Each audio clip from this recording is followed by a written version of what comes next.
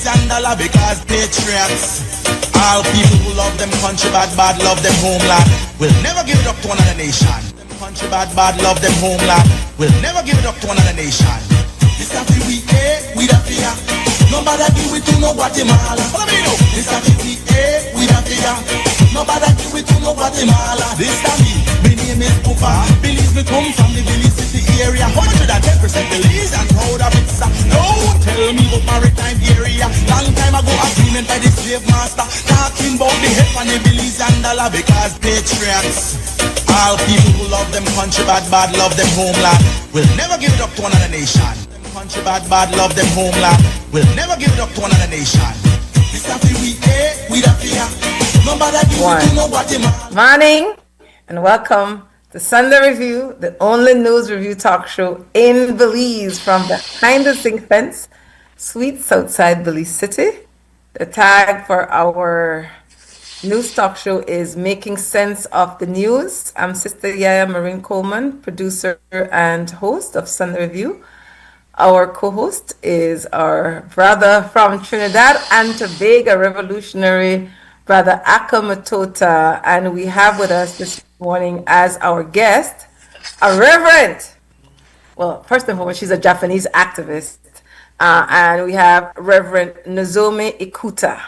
Good morning, Brother Aka. Good morning, Nozomi. Good morning. So nice to be here. Thank you so much. Good morning, Sister YaYa. Good morning to Dr. Nozomi Ikuta, and good morning to our listening audience. It's good to be on Sunday Review once again. Good, Kevin. Missing last Sunday. So yes, the pepper, the back in the pot. Yeah, I was. I know for many of our listeners and viewers, it'll be like, yeah, I bring one Christian reverend for Sunday Review. I know. I grew and evolved and changed. I met Nozomi when I went on the last delegation to Cuba in December of this year.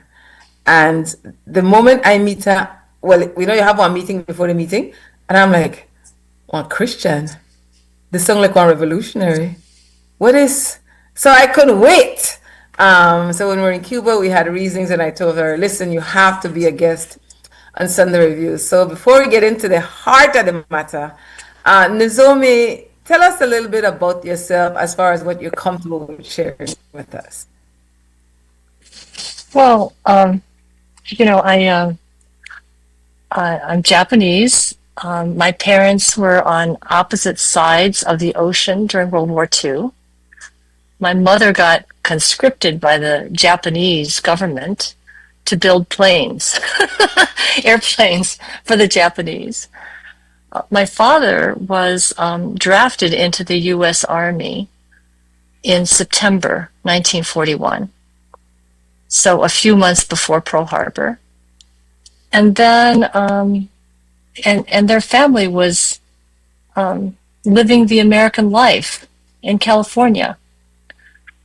My uncles were athletes. One of them was All-American in football. And, all of a sudden, they're unwelcome and, end up in a concentration camp in Poston, Arizona. My grandfather, who came to the U.S. at a young age, spoke excellent English and ended up at the Red Cross office in Poston. And so when the Japanese had an opportunity to leave camp early while the war was still going on, because, if they would be willing to move into the interior, out east. So my family actually got out of camp just 1 year after going there. They were moving it. They were in Cleveland by 1943. So I grew up in diaspora, the only brown kid in my entire school, Ohio's largest elementary school, 1,800 children. And so I really struggled with that. wanting to be a white girl, wanting to have blonde hair and blue eyed, like the other kids who were calling me names. And so, I didn't really experience terrible things, but just enough to make me question who I was and wish that I had been somebody else, which is, I think, the heart of how colonialism works. Wanting to be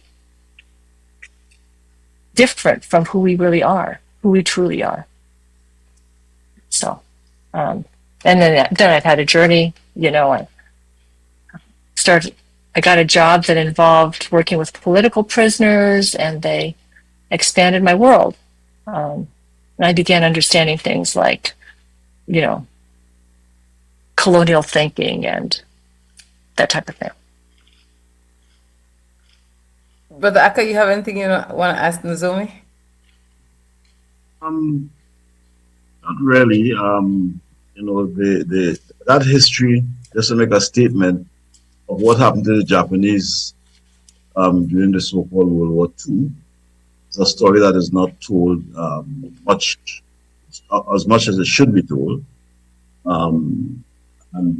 People have been, when you look at the African American experience of its long history, we tend to focus on that, but sometimes forget other peoples were also victims.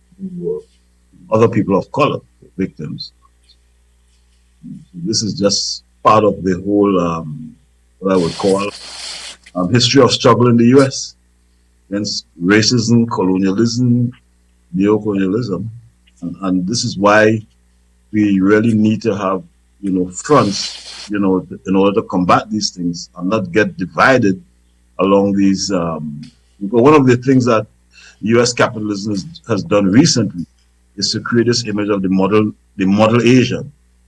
In other words, to separate people of color from their own allies in struggle. So these are things that we need to really, really understand. In fact, I came across a very interesting book some years ago called How the Irish Became White.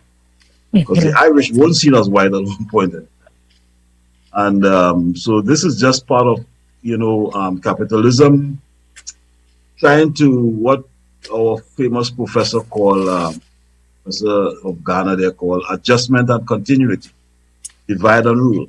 So, so it's interesting that she began her talk with that part of her family's history.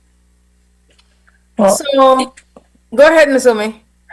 So yesterday I was privileged to visit a photographic exhibit that just opened in New York on this topic, and there was a conversation with 3 women who were sort of experts in this topic.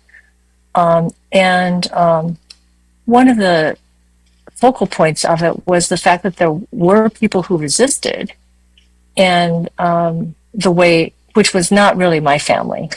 My family went along with it. But, there were resistors. You may know about these loyalty questions that they had to answer.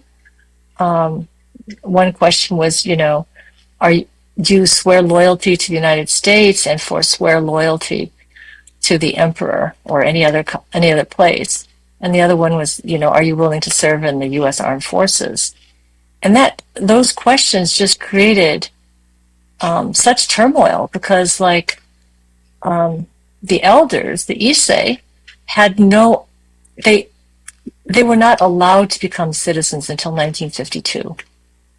So if they were to say, yes, they're loyal to the U.S. and they forswear allegiance to Japan, that leaves them stateless. So it was terrifying for them. And then, let's say you were a gung-ho Japanese American boy who wanted to enlist or something like that. But how would it separate families? Or you felt loyal because you were born in the U.S. and you were a U.S. citizen, but you knew your parents were struggling with it. So if you say yes and they say no, then they might get shipped off to another place and they're old and you don't know how long this is going to go on, and you feel an obligation to have their back and be with them. So it created so much difficulty. And the storyline about the model minorities was definitely the one that has been promoted. It's the one that most people know, and it's not untrue. I mean, Asians have done pretty well in this country. And while I do think we should each be aware of the different manifestations of, racism and xenophobia and oppression in their different forms, honestly, from 1619 to now, for example, is a huge story. It's a huge story. This era, I mean, I think the whole thing with ICE is a continued manifestation of the same problem. But in terms of the direct hit on the Japanese, it was a relatively short period of time at that level of intensity. Although one of the conversations was the way it affected us still. And again, our statistics are not bad. Employment, incarceration, education, all of that. But, you talk to most Japanese American families who are descended from this, and almost all of us will say, our families didn't communicate very well. We didn't talk about our feelings. There were big walls between the generations. So it's continued to reverberate in our lives in different ways, even though by external measures, we've done okay, largely. What I appreciate about, go ahead, Nozomi. And then at what cost, to ourselves for that going along to get along thing. If I could just add one other thing, one of the ways that within the Japanese community that was an alternate expression were Japanese drumming, these big taiko drums, because they're loud. And so it's hard to play taiko drums and maintain that quiet American persona. So, I've played for a while. I took a break. I'm playing again, but there's something about playing those big drums that is very therapeutic for a group that had this model minority, quiet American label stuck on us. Good. Thanks for sharing. One of the things that I like about you going in that direction is how critical it is that you're in control of your own narrative or your own storyline as opposed to someone else telling a story. So I thought it was different when I found out that she's a ordained reverend. How did you, coming from that background, ended up being an ordained Christian reverend, and even more so with the foundation being the colonial theology? That's not something that I was aware of before I met you. So what will you share with us about that? Well, actually, so on my mother's side, her grandmother, so my great-grandmother, was one of the first converts to what was then the Congregational Church in Japan. The Congregational Church is one of 5 traditions that make up my denomination, the United Church of Christ, but it is the most dominant of the traditions. For good and ill, we trace our lineage back to the Pilgrims and the Mayflower and Plymouth Rock, and we still have bunches of churches named Plymouth and Pilgrim and Mayflower, and rooms within our church buildings named after those places. Very similar colonial history. But anyway, I digress. My great-grandmother was one of the first converts in Japan. My grandmother, her daughter, played the organ at their church in Japan. My mother and the great-grandmother was part of the group that founded Doshisha University in Japan, a Christian university in Kyoto. My grandfather went there, my mother went there, and she met some missionaries from the US and became friends with them, and they helped her come to the US to study. So that's how she ended up in Cleveland. And so when she met my father and they decided to get married, it was a member of a UCC congregation in the Cleveland suburbs who walked her down the aisle. So on my mother's lineage, I'm actually, a fourth generation Christian within the tradition of the United Church of Christ. And you won't find too many white UCC members who go back that far in this lineage. So I was, raised in the church, specifically in the United Church of Christ. My mother really liked Oberlin. Oberlin had a relationship with Doshisha. So she sort of like brainwashed me to want to go to Oberlin College. I didn't go to Oberlin College, but I went to school like it that was farther away from home because Oberlin was 30 miles from my house. I couldn't do that. So I was raised in the church, and it was kind of a haven for me. I mean, it was a place where nobody said, called me ethnic slurs. And they said things to me like, and I went by Cindy back then, because my government name is Cynthia. And they would say things like, "Oh, I don't think of you as being Japanese. I just think of you as being Cindy."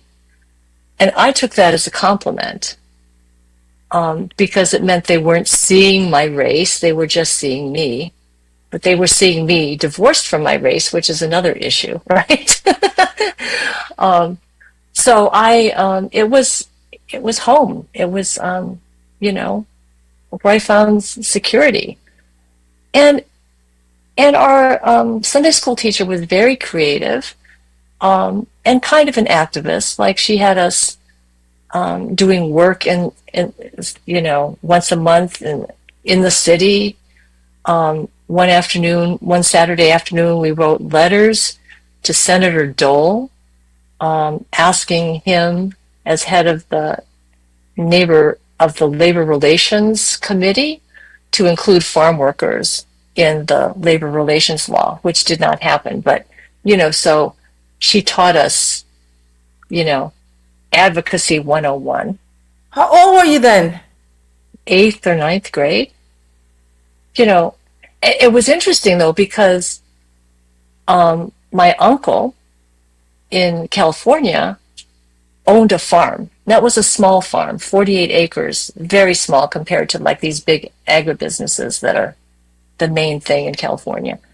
But they thought of themselves as the owners and not as the workers. So when, it says that Chavez is complicated now too, but anyway, when the United Farm Workers were organizing, our family considered them the other side. And then I go to a church where we're advocating for farm workers. So the church was a place of comfort and home. It was also a place of activism compared to my surrounding environment. So I did not see any need to decolonize any of that when I was growing up. But that was also the era when I was very assimilated myself, fit in with the white world. It was all I knew. So it took a while for me to shift and evolve away from that construct. Marco, any questions? No, don't have any questions. Well, I must see so quiet yet, my son, the review, Marco. I'm listening.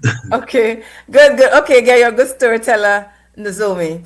So, in the process of shifting self-exploration, how did you reach what I would call the practice of radical Christianity, which is very different from how Christianity is generally taught from a faith-based perspective?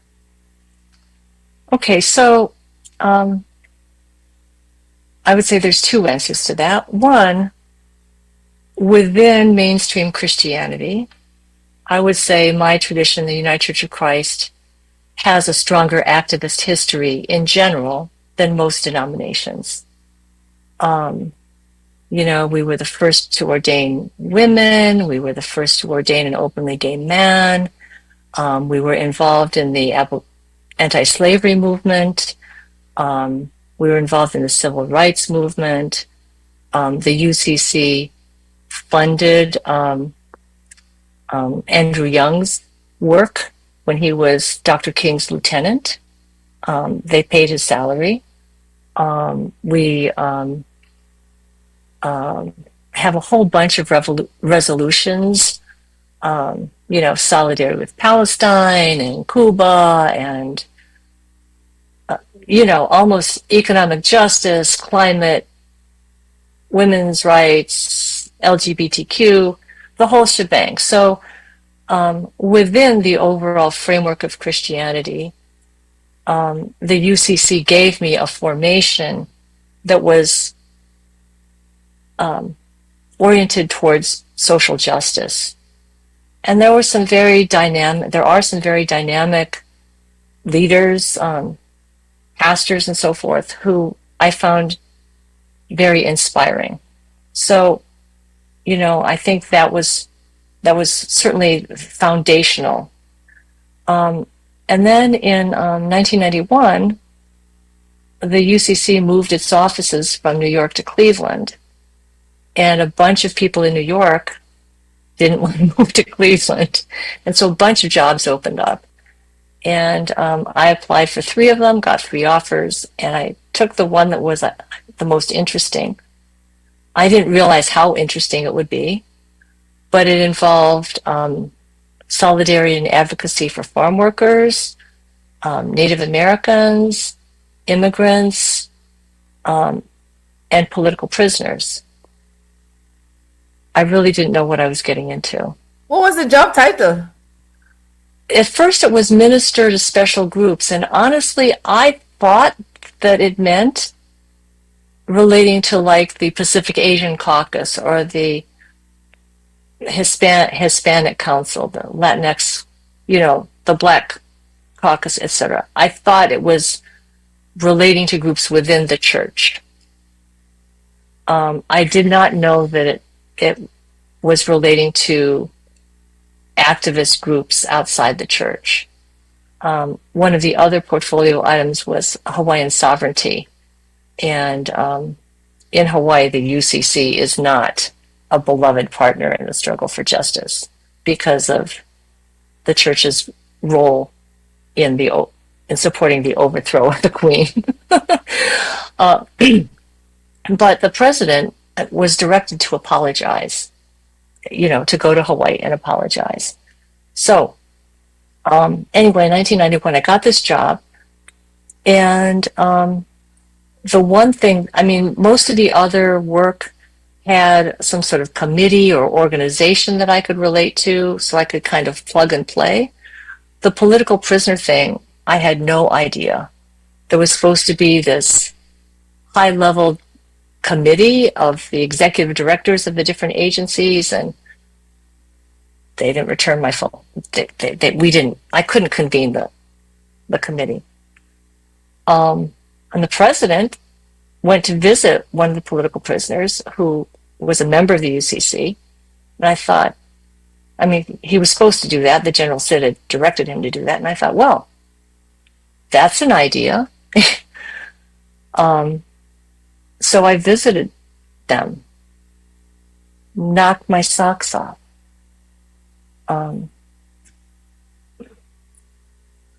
They I didn't understand why they cared so much about the independence of Puerto Rico. Didn't get it at first. Some of the things they had done in their forms of advocacy, I didn't necessarily agree with or understand. But they had risked their lives and freedom for something they believed in. And I started asking myself, like, okay, so you call yourself a Christian. Like, you follow this guy who said, take up your cross and follow me.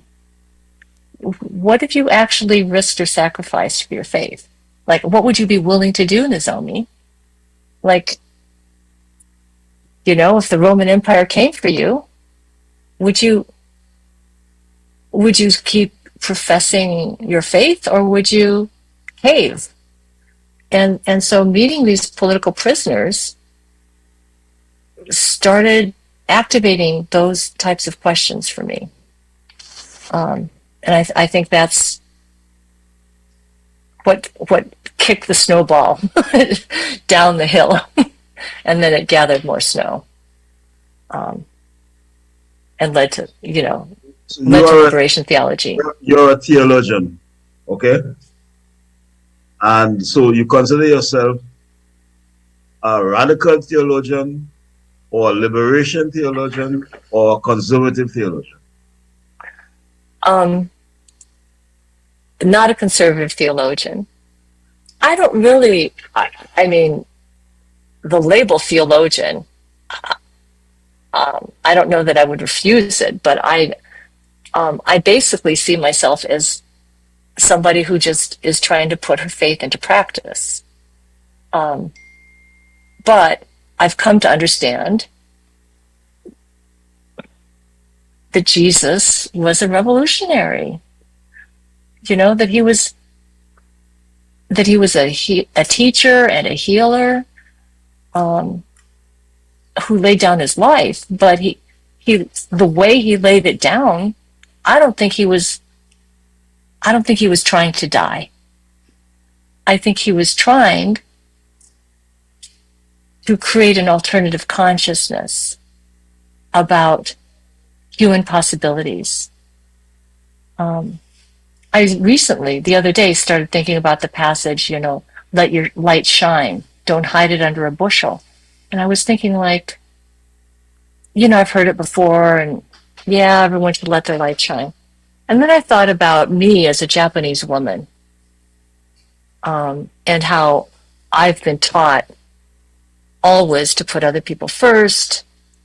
Not that I always do it, but like not to ever like promote myself or, put myself out there. And I think Jesus was speaking as a colonial subject to other colonial subjects. And fear of putting ourselves out there is at the heart of the colonial project. So, again, you can call me a theologian or not call me a theologian, but to me, it is about seeing the work of Jesus in a very different light from the one that I was taught in real churches, even a denomination that purports to be liberal or social justice oriented. Let me ask you a question. There's an emerging debate now that, given what has happened historically, especially for people of African descent, and recently what Israel did and has been doing for the since 1940. And Israel represents one of the pillars of monotheism, the Judaistic tradition, and so on, from which Christianity supposedly derives its theology and its context. There is a point of view that religion has failed humanity. That if you look at the War of the Crusades, look at the various kinds of wars that have been waged, and one way or the other, by those who are purporting to be Christians. So there's a point of view that religion has failed humanity. And, so what, as a Christian, what would be your answer to that, given the destruction that has happened? From my point of view as a person of African descent, I'm going to quote a couple of the thinkers of African descent, one from the Caribbean, one from Africa, who made certain statements about religion and theory. So this is a recent debate that I was part of, in which the view was that religion, especially after people saw what happened in Palestine and the response to the US and Western Europe, which claims to be Christian, it has failed humanity. What would you say to that as a person of the Christian faith?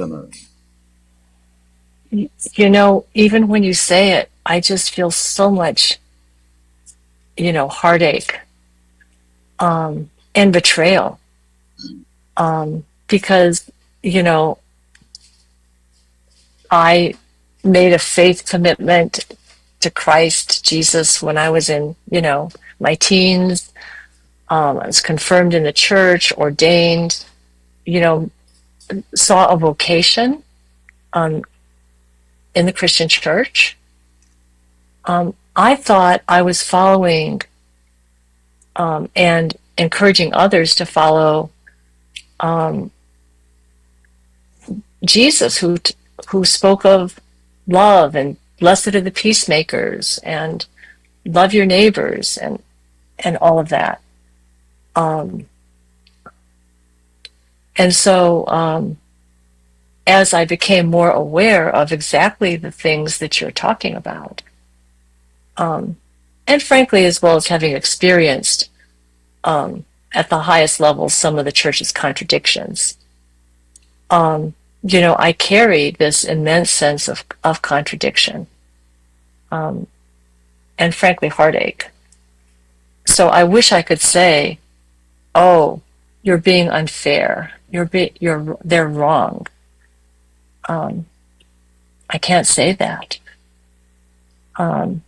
I feel like my loyalty is to Jesus of Nazareth, the one who actually loved people and connected people in love and talked about a different way of living. The kingdom of God was his term, right? The reign of God. One that was built on justice and love and mercy and generosity and forgiveness and compassion and all that. Certainly not, the conquest. Certainly not genocide. One of my heroes, once I found out about him, was this guy Atue. Do you know Atue from Cuba? Yeah. Your other listeners from the Caribbean probably know him well, but in case there's anybody who doesn't, he was a Taino fighter. He got caught.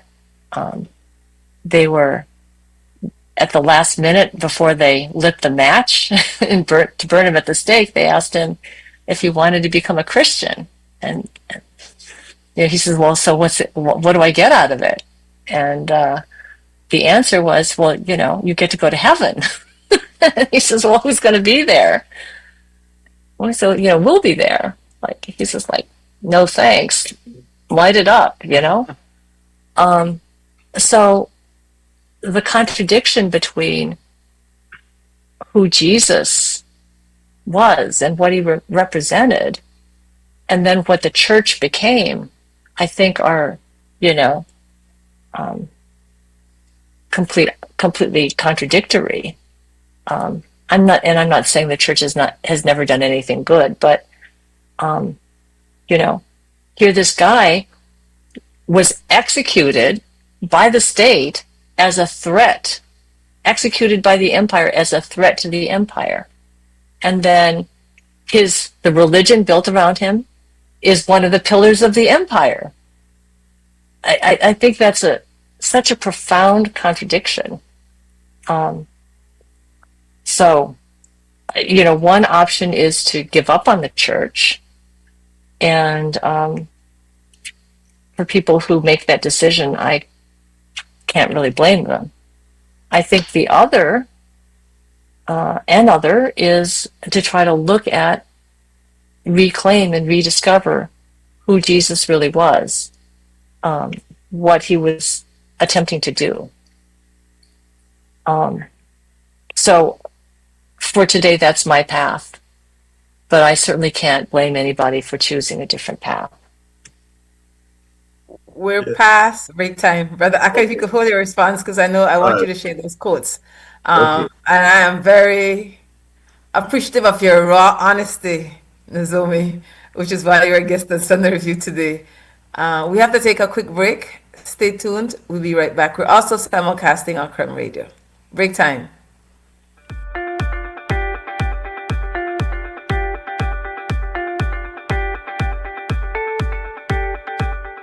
This is a learning experience, and this event is all about you guys.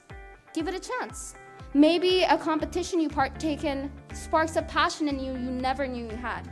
I had no idea how much I love coding until I actually explored it. We need more girls in IT.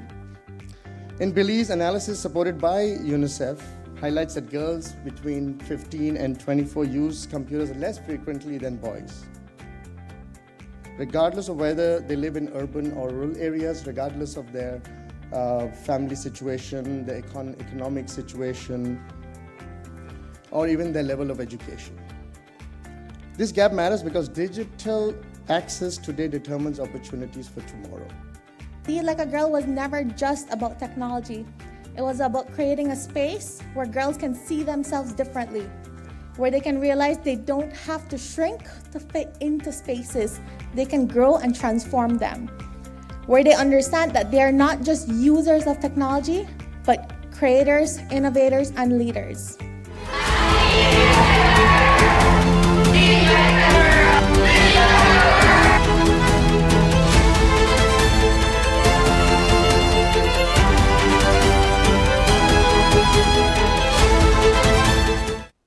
Electricity is essential for everyday life, but behind every outlet, a lot is happening to bring you safe, reliable, and sustainable energy. Let's start at the beginning. Independent power producers across Belize generate electricity using a mix of renewable and non-renewable resources.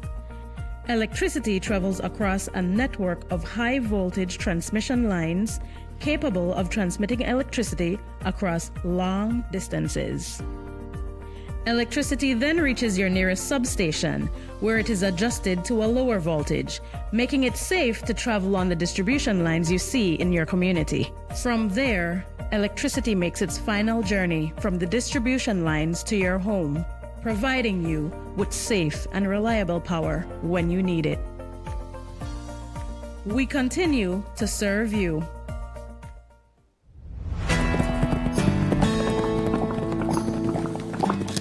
My bro, take a quick pic of you right here, bro. Alright, wait a second.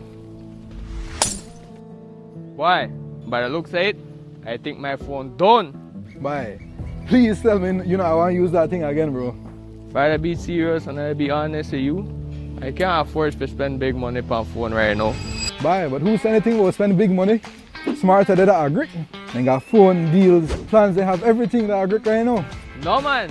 But yes, it happened right now. Plus, they even have raffle and raffle money, then they raffle TV, everything. Well, I think we need to ride the agri right now. But I agree, let's go Let's go now. Visit the Smart Booth any of the 3 days from May 1st to 3rd at Agric 2026. Get amazing deals on phones and plans and your chance to win a cell phone, 55-inch TV, and cash. Smart, bringing people together. As a small business, I started to attend pop-up shops like many other businesses, and we found that our customers wanted to pay by card and not cash. I went to Atlantic Bank, and immediately, without a problem, it's like, yes, you can have a POS system. That POS system we now use in-house, and we can also take it countrywide wherever we are. They were willing to take the time. They were willing to be patient with us as we grew our business, and that, for us, that meant the world. Atlantic Bank, building the future together.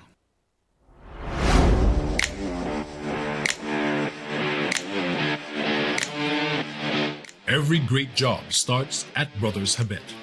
with the best supplies and the right support, including free delivery on site, so you can focus on the job. Brothers Habet, working with contractors since 1983.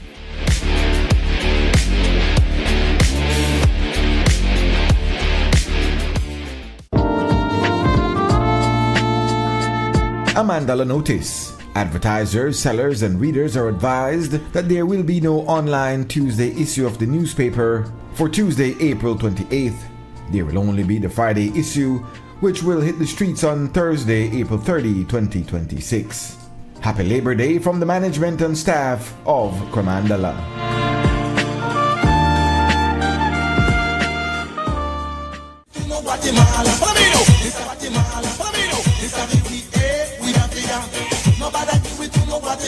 This time me name is Upa. Belize me come from the Belize City area. 110% Belize and proud of it. No, tell me about maritime area. Long time ago agreement by the slave master. Talking about the head on the Belize and dollar because patriots. All people who love them country bad love them homeland. Will never give it up to another nation. Country bad love them homeland. Will never give it up to another nation. To the second segment of Sunday Review with YaYa, Brother Ako, Nozomi, who is a Japanese activist and ordained reverend, who as a centerpiece of the way she lives her life is decolonizing theology. Brother Ako, before we went to break, you had asked Sister Nozomi about a point of view that you were engaging in a debate of Christianity failing humanity, and you were going to share 2 quotes with us. Yeah. So I was agitating you to say, let's see if those quotes are going to be from women. So one of the... What did you say, Brother Ako? No, I said one of the challenges in the Caribbean, in our struggle for liberation in the Caribbean, beginning with the Haitian Revolution, one of the things the Haitians did was to reject any idea of a Christian God and return to their indigenous African tradition. So our struggles have always had this conflict because we have always seen the church, as one person put it, as an adaptive tendency that would basically adapt when necessary, but in order to continue the same imperialist colonialist system. I'm going to read a piece here from Ames Cisier, one of our leading scholars.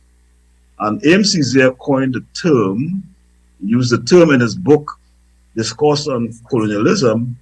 He coined the term what is called missionary theology. And I suppose missionary theology would have been different from liberation theology, but he wrote this book in 1950. And he spoke about missionary theology.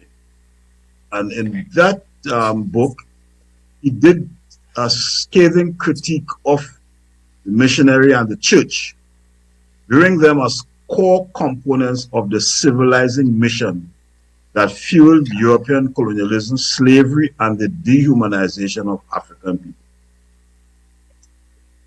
Cisier condemned missionary work as a smokescreen that helped mask the economic exploitation and destruction of sophisticated African societies. He used the term thingification as a form of dehumanization. Right? He coined the term thingification to describe how colonial powers, often aided by missionary narratives that framed African cultures as savage or pagan and reduced black people to objects of commodities. Collusion with empire, Cisier saw missionary Christianity as inextricably linked with imperialism, capitalism, and racism. So I will stop there at the first part of the quote, and like your response, I'll go on to another part. How Cisier saw Christianity and how it was interpreted to us in the former slave. Yeah, again, I wish I could disagree. But quite honestly, people say like, so what do you do? And so I'm retired now, so I don't have to say that I'm a minister. But it's difficult because that is the history. I mean, I don't think anything that you've just said is inaccurate. So then if you, Nozomi, are a person of conscience, how can you even affiliate with that? You know? So it's my heart's, it makes, the quote makes my heart heavy. You know, but the reality is, who was Jesus? Who was Mary? You know, he was a Palestinian Jew, dark, black, brown, you know, definitely not European. A colonial subject of empire. And he had that perspective. And we've like bleached, the church, historically has bleached that understanding of him out of their consciousness and just left this very diluted understanding that all he was about was you know, forgiveness and stuff. Forgiveness is important. You know, I'm not knocking it, but you know, the grit and the danger of his life, of his ministry, you know, all of that has been washed out of the narrative. The only thing I would intervene here and said is I grew up in the church, Catholic Church, and I've always heard about this forgiveness. But from my point of view, having matured and studying different theologies, there is no forgiveness. There cannot be forgiveness without accountability. Yes. And what happens is that there is no emphasis on accountability. I remember, you know, when we did confessions and so on, they would tell you to do 10 Hail Mary, 10 Our Father, whatever it is. And in the catechism, it was supposed to be an act of contrition. That you perform an act of contrition in order to wash away whatever sins you have, and so on and so on. But in this modern interpretation of Christian theology, you have people who have committed some of the gravest crimes against human beings, all kinds of abuses for centuries, exploitation, and then we are told to forgive. And yet these people are not held accountable, you know. And so I have a conflict with any philosophy that propagates forgiveness and doesn't propagate accountability. Also, any theology that propagates the doctrine of a chosen people. You know, and this is so embedded. I was in a in an ecumenical thing in Atlanta where I lived, and we had the different religious denominations. So we had like the Southern Baptists, we had Hindus, Muslim, and we met, I think, every once a week. And I represented the African perspective. So there was this Swami, he was a convert to Hinduism. He was a Swami. And so one morning, he was telling us the story of his parents who were missionaries, Christian missionaries. He was what you call white, Christian missionaries. And so they went to China as missionaries. And they were there for a number of years. And he said, Swami said, my parents went to China because they felt their religion was the best. And they wanted to share the best with the Chinese. So I said, Swami, that's a contradiction. In the eyes of the divine of God, as you said, there is no better or best. All should be equal. And this kind of what I call superiority complex.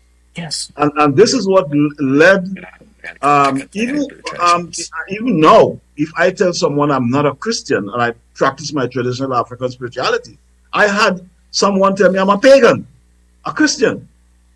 And so this sort of judgmental approach and this discrimination still exists, right? Even though you'll find theologians or people like you very rarely, but in the majority of cases, these discriminatory historical practices still exist. So how do we reconcile with that? Yes. So again, maybe we're supposed to be disagreeing more. But to your first point about forgiveness, what I really think is the spiritual principle, universal spiritual principle, has to do with the healing of our relationships and the healing of the world. And I see those two things as inextricably linked.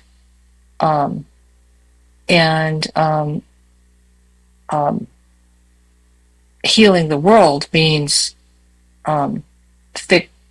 smashing capitalism and white supremacy and patriarchy. I mean, I think we can't be fully healed individually as long as those major systems continue to exist. So we can do our best healing internally or healing interpersonally, but those big forces are always going to create trauma and distress for people. So I do think that, and this is sort of like maybe Paulo Freire's point, right? That as long as these systems are allowed to persist, these systems oppress everyone. Now, do Elon Musk and Trump and Zuckerberg and company, Bezos, do they understand themselves as oppressed? And does most of the world understand them as oppressed? Probably not.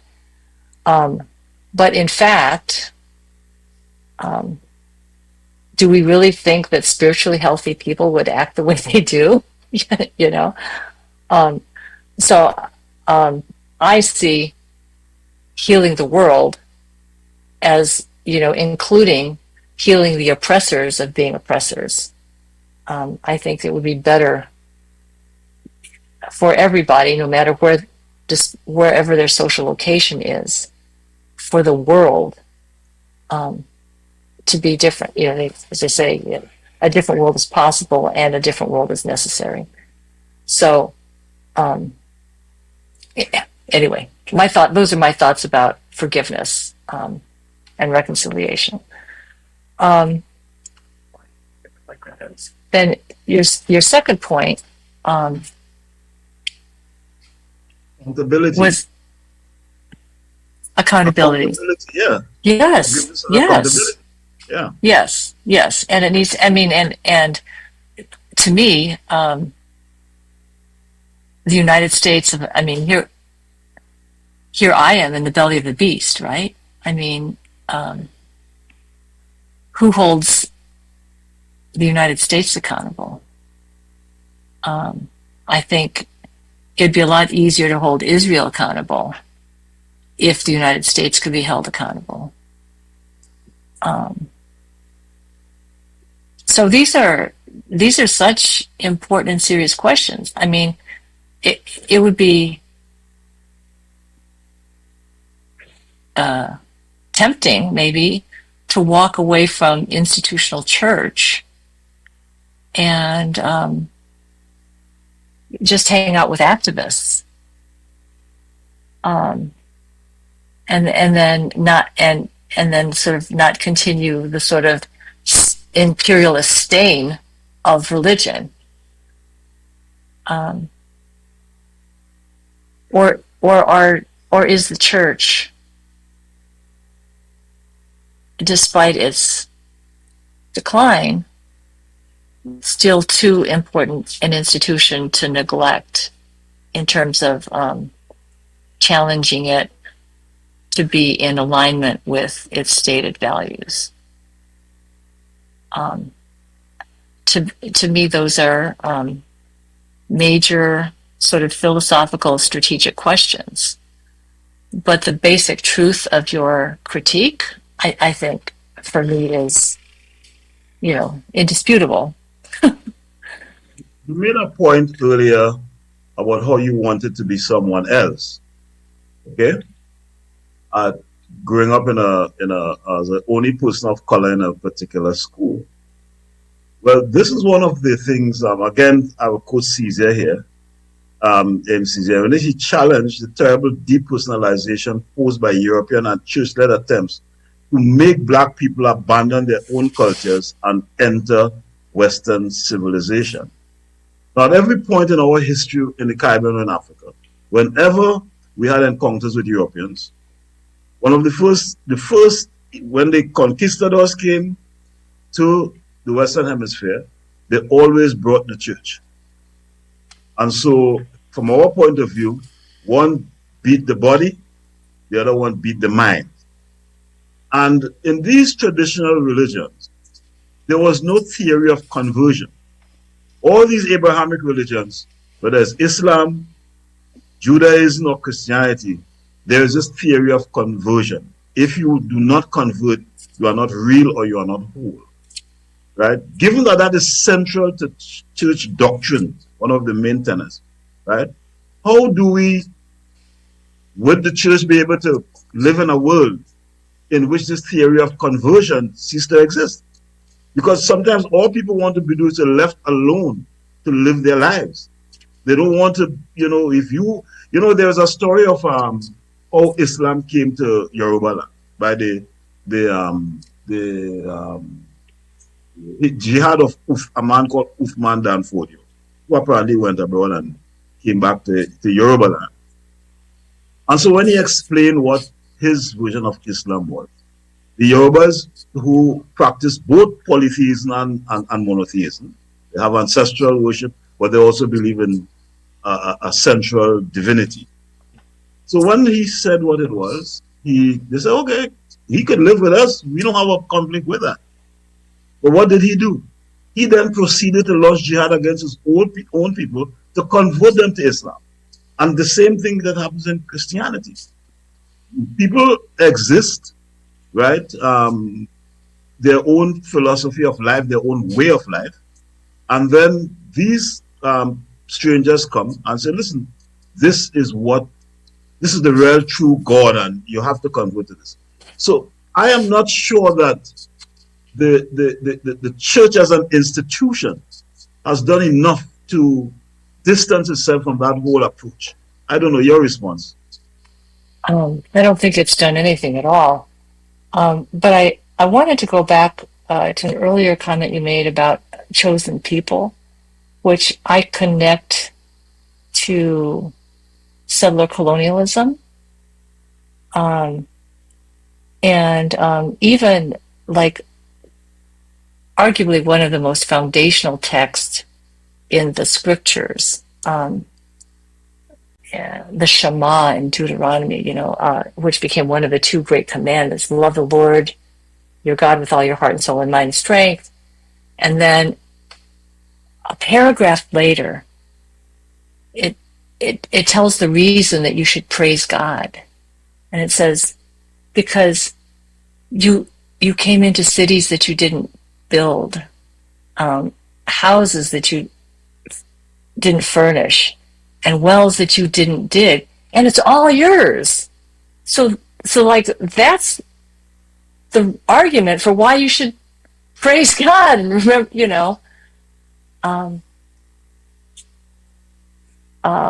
most people would call that like theft. Call the police. Someone's stealing my house. And it is baked into the scriptures so profoundly, even to the point that the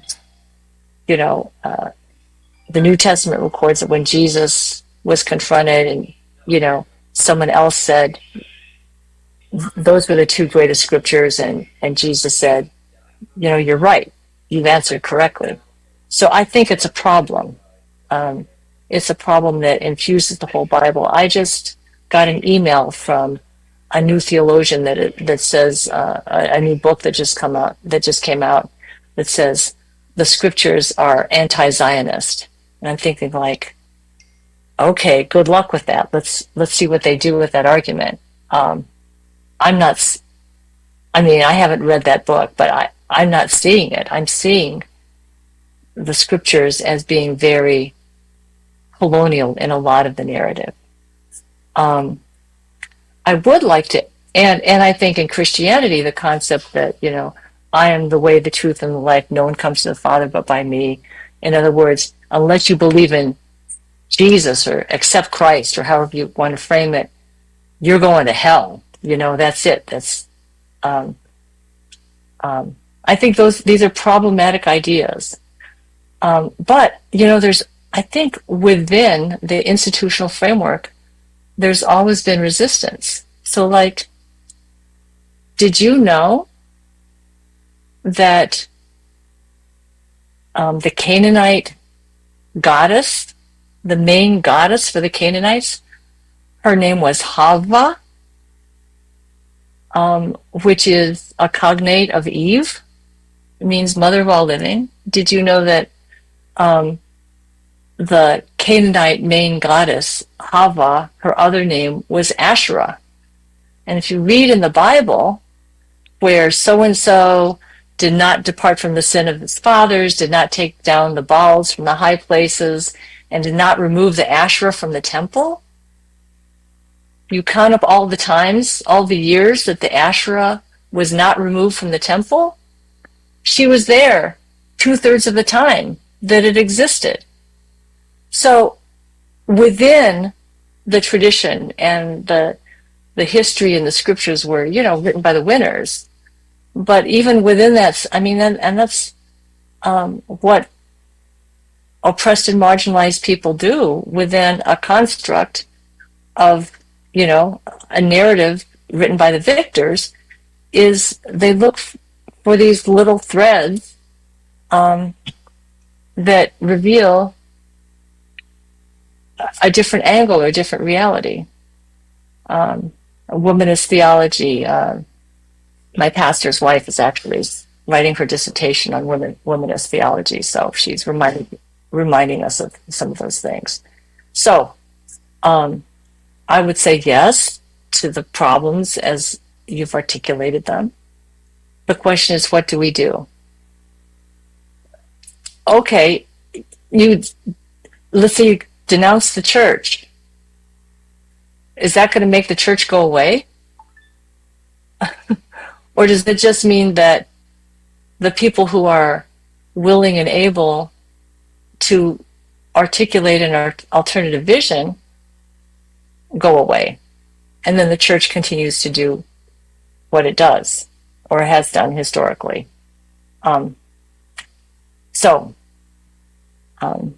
Again, I can see both strategies. Well, we're past break time. Okay. Let's take a fin. It's 11:33. We have a final segment left. Okay. And so I want you both to think about what is really important for you to say in this last segment, because it's going to go by real quick like the rest of the show has been going by. But I really appreciate the honesty of the conversation and the depth of the conversation as it relates to Christianity as one point of view when it comes to a creator. It's just one point of view. There are many other points of view when it comes to the creator. And I've heard people say more than once, that is how you know people are intentional in misleading others. When, let's say, in the classrooms, you don't hear about world religion. In Belize, which is a church state school, there's only one point of view, and it's the Christian point of view. And so we'll take a break and we'll be right back. A Mandala notice. Advertisers, sellers, and readers are advised that there will be no online Tuesday issue of the newspaper for Tuesday, April 28th. There will only be the Friday issue, which will hit the streets on Thursday, April 30, 2026. Happy Labor Day from the management and staff of Cremandala.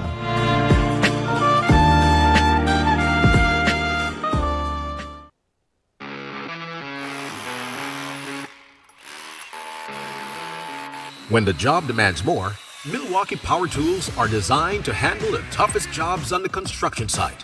If it's speed, durability, and performance you need, Milwaukee is the perfect choice. For unstoppable power at an unbeatable price, make it Milwaukee. Nothing but heavy duty. Available at Benny's. Quality and savings.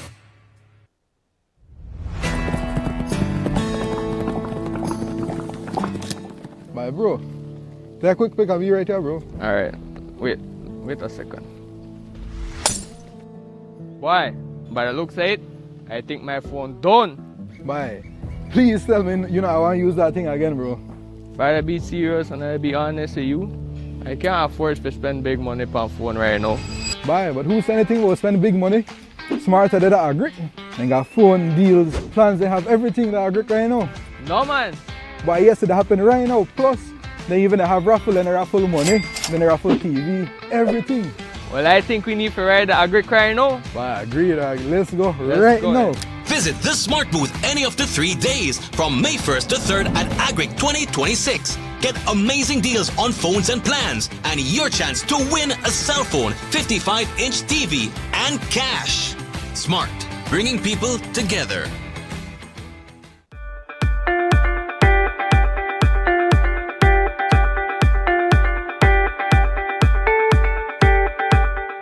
This is a learning experience, and this event is all about you guys.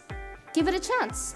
Maybe a competition you partake in sparks a passion in you you never knew you had. I had no idea how much I love coding until I actually explored it. We need more girls in IT. In Billy's analysis supported by UNICEF highlights that girls between 15 and 24 use computers less frequently than boys. Regardless of whether they live in urban or rural areas, regardless of their family situation, their economic situation, or even their level of education. This gap matters because digital access today determines opportunities for tomorrow. Be Like a Girl was never just about technology. It was about creating a space where girls can see themselves differently, where they can realize they don't have to shrink to fit into spaces. They can grow and transform them, where they understand that they are not just users of technology, but creators, innovators, and leaders.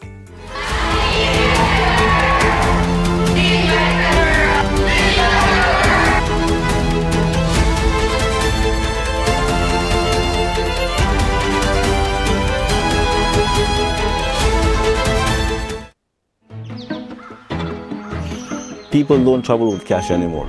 People would stop and they want to do a coffee tour, they want to buy coffee, but people don't have cash with them. Online banking facilitated a lot of what we do. I don't have to run to town and I have to use fuel and other expenses. Atlantic Bank actually approached us. They facilitated us with a bank account, which is something that we didn't have in hand, and then with a POS machine. I sit and sip my good cup of coffee and do payments. Atlantic Bank, building the future together.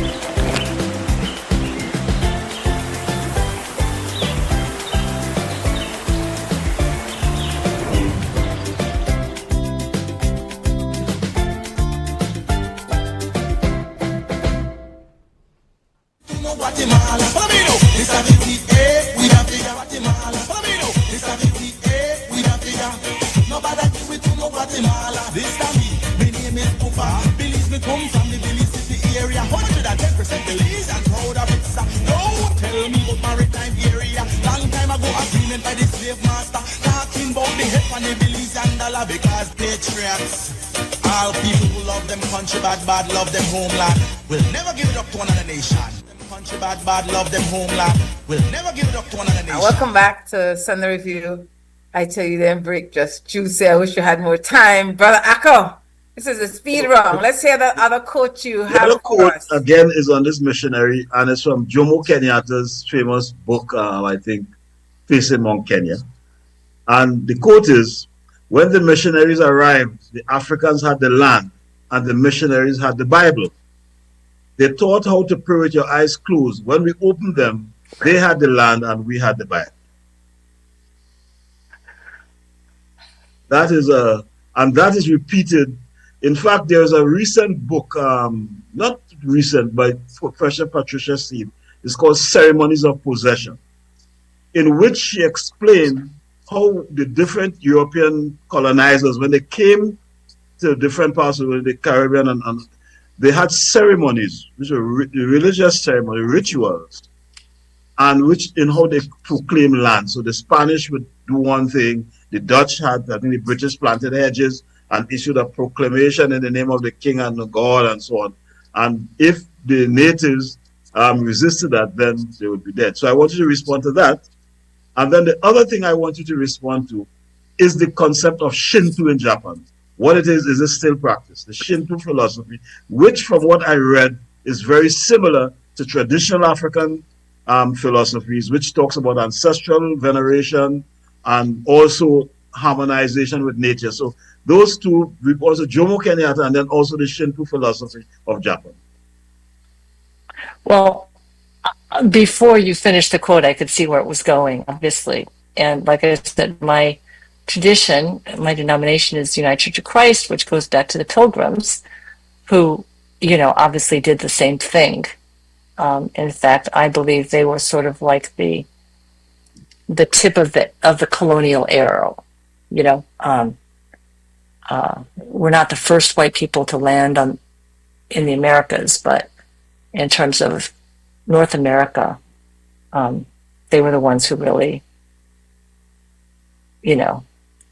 established a beachhead and then kept going. I'm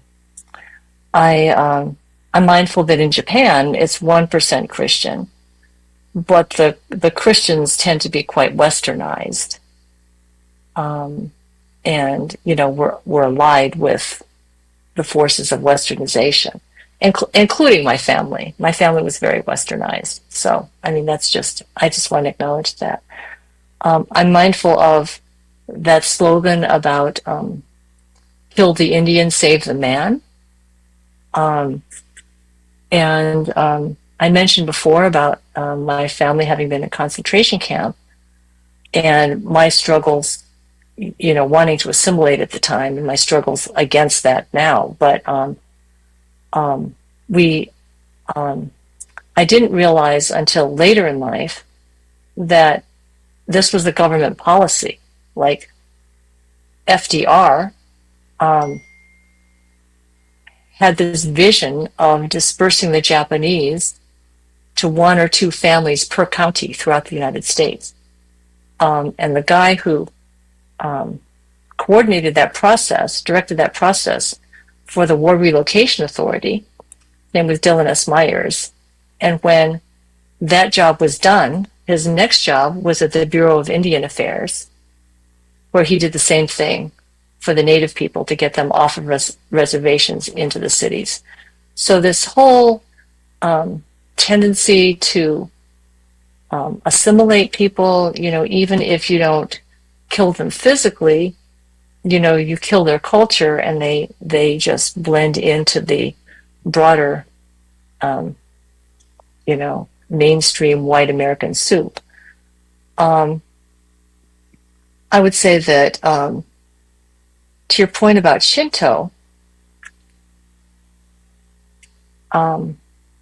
it's attractive. It's also it has been used historically by Japanese imperial forces to promote or justify Japanese militaristic nationalism and imperialism in Asia. And so you see these right-wing prime ministers going to the Shinto shrine and making offerings to the ancestors, but symbolically aligning themselves with these right-wing forces of militarism. So hooray for them for standing up to the imposition of Western culture, but there's a problematic aspect of it too. Like, as a Japanese American, I can talk about how unfair the camps were, and they were. I can talk about how horrific the atomic bombings of Hiroshima and Nagasaki were, and they were. Japan was not really the good guys in World War II, though. They did some terrible things, and they've tried to erase that history, and they've never really taken accountability to what they did, especially to the women who were forced into sexual slavery. So I don't think there's any human endeavor that completely gets a pass, that's like 100% clean and pure.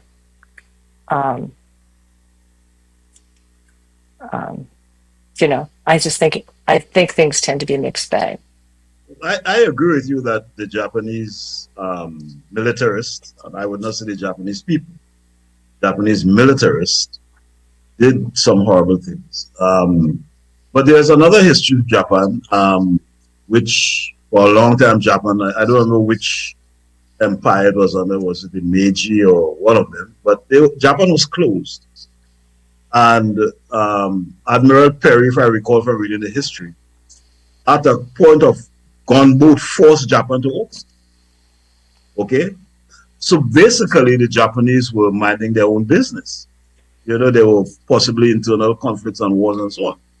But someone made the point that wherever you see a problem eventually in the world, especially in our part of the world in the Caribbean, usually the British is somewhere behind it. So I'm not excusing the Japanese militaries for what they did, but there may be some other circumstances that would have pushed them to a particular. Right now, in the case of us here in the Caribbean and the Western Hemisphere, there were internecine battles between groups, Aztecs, Incas, and so on, right? But it from my reading of history, it never got to the point of genocide until certain forces were introduced. Right? That is what I'm saying, and it's not, and I'm not trying to justify human feelings and so on, right? But I don't know that the doctrine of Shinto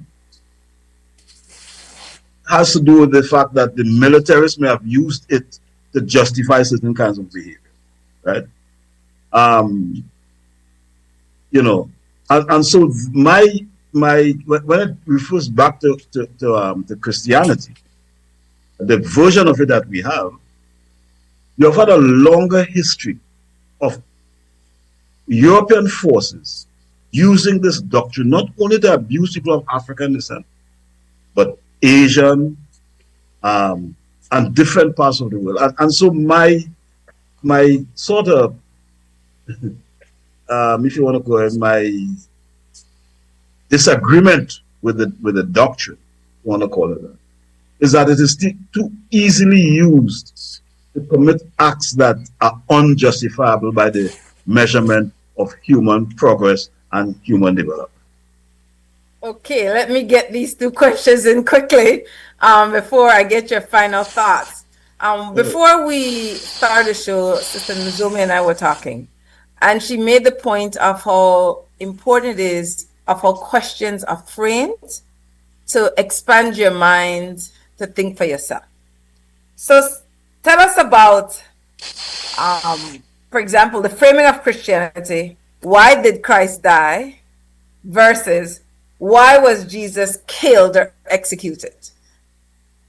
Precisely. And again, a theologian named Marcus Borg was the one who posed that question in an introductory class that my husband took in probably 1976 or so a long time ago.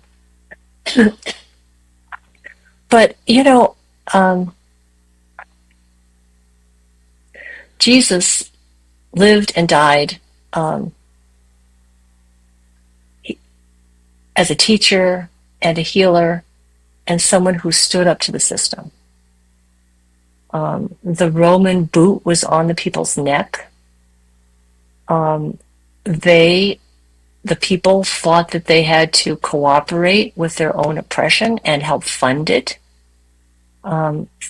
through the whole temple economy. And he led the people on Palm Sunday down from the Mount of Olives, through the valley, up the hill, through the gate that took them right into the temple. And the church every year celebrates Palm Sunday. And the Palm Sunday lesson never mentions that the cleansing of the temple, the disruption of the temple, however you want to call it, turning over the tables, driving out the vendors, was either on Palm Sunday or the day after. People are mystified as to why Jesus was killed. And I go what did he do? And they go well, he must have ticked somebody off. But they don't connect this general idea that he must have ticked somebody off with specifically what he did that ticked people off was take over the temple. And to me that's so obvious. It's right in front of us, and we've been kept from seeing it, all this time. Parenthetically, the book of John, which I have not liked so much, feel like it's too spiritual and all of that, as opposed to earthly. But John puts the cleansing of the temple in the 2nd chapter. Before that whole thing about John 3:16 and you have to be born anew, born again, I think that meant that Jesus' whole ministry was already dead man walking. And that being born again, being born anew, really means developing a revolutionary consciousness and commitment. Again, these are ideas that are not common in the church.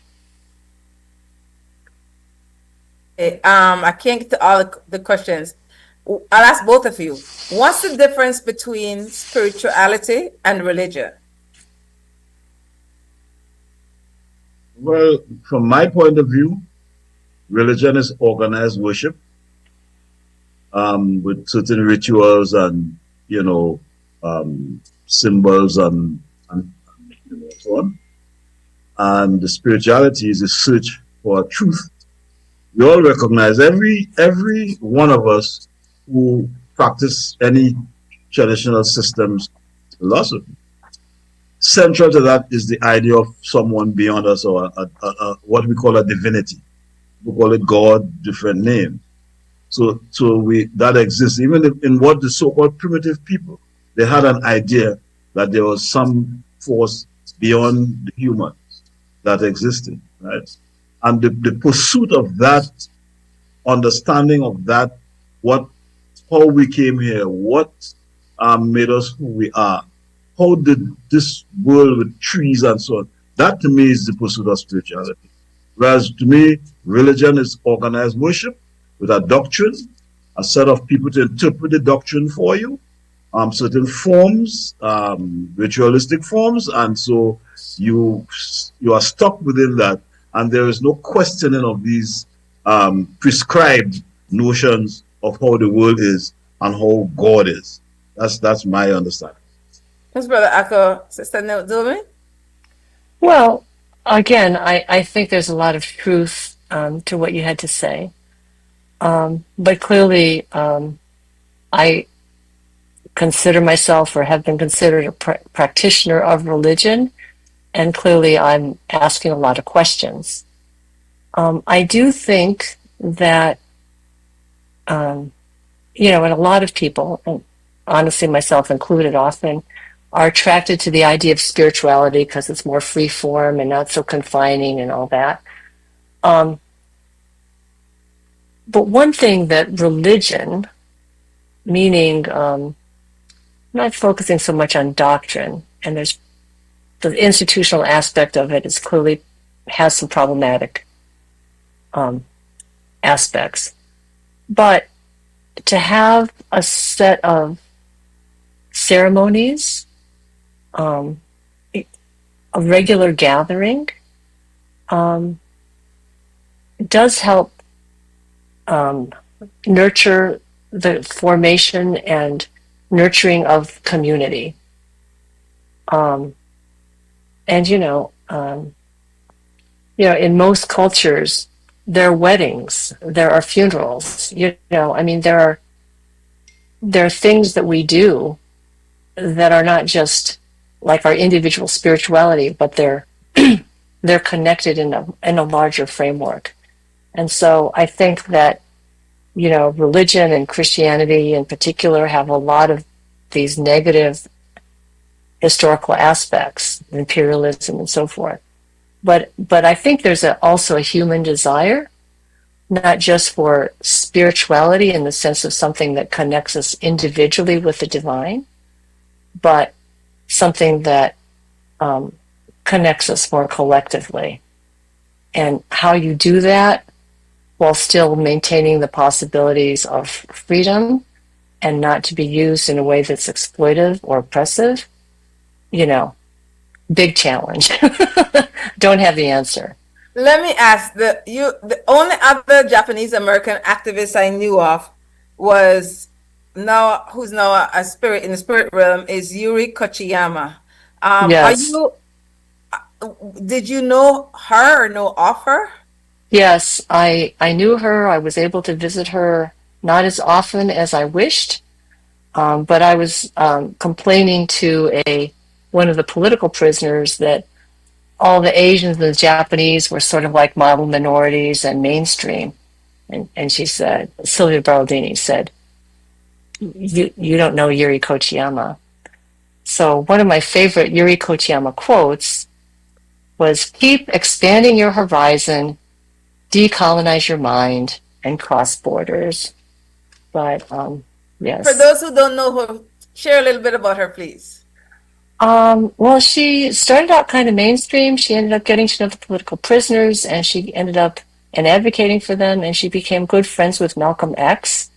They share a birthday on May 19th, along with Ho Chi Minh.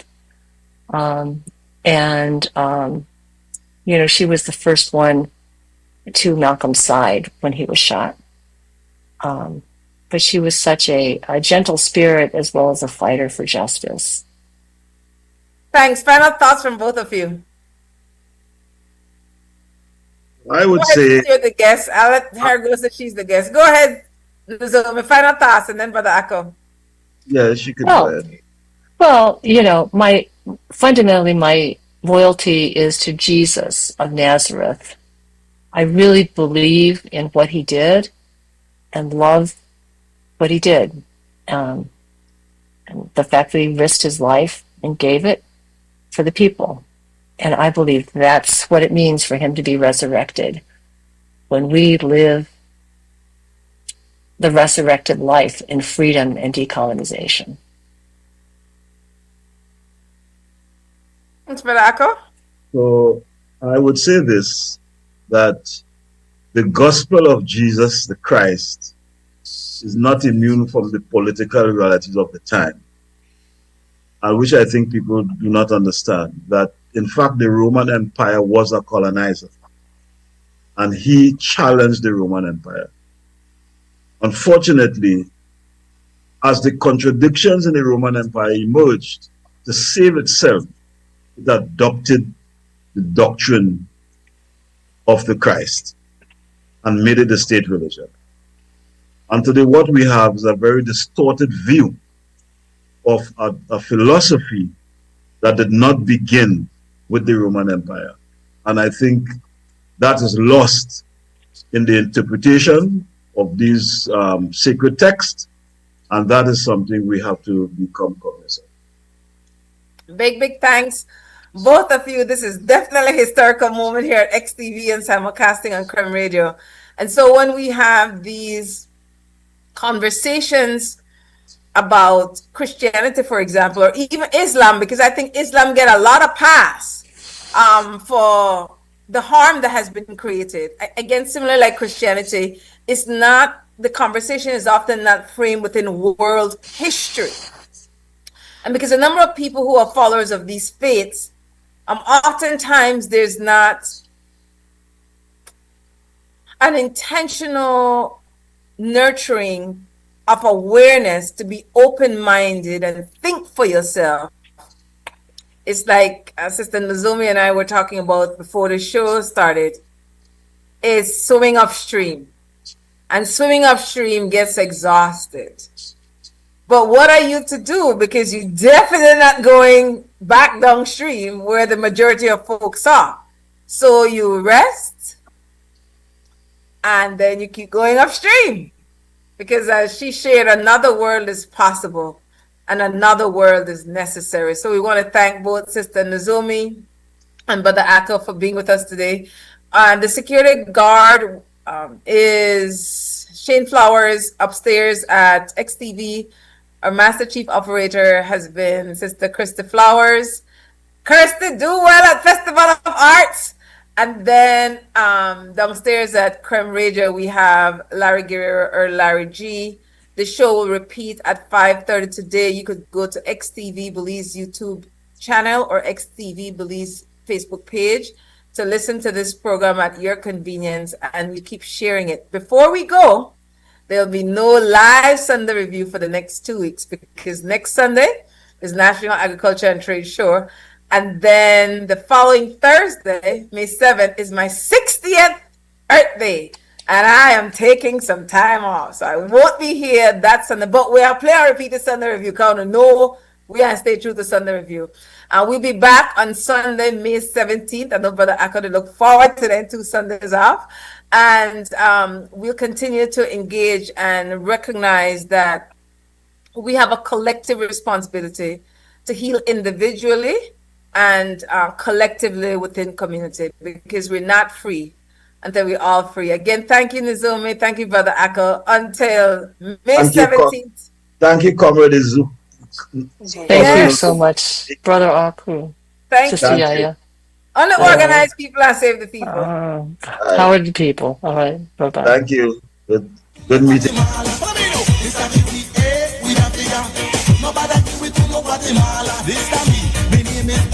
Belize me come from the Belize City area, 110% Belize and proud of it.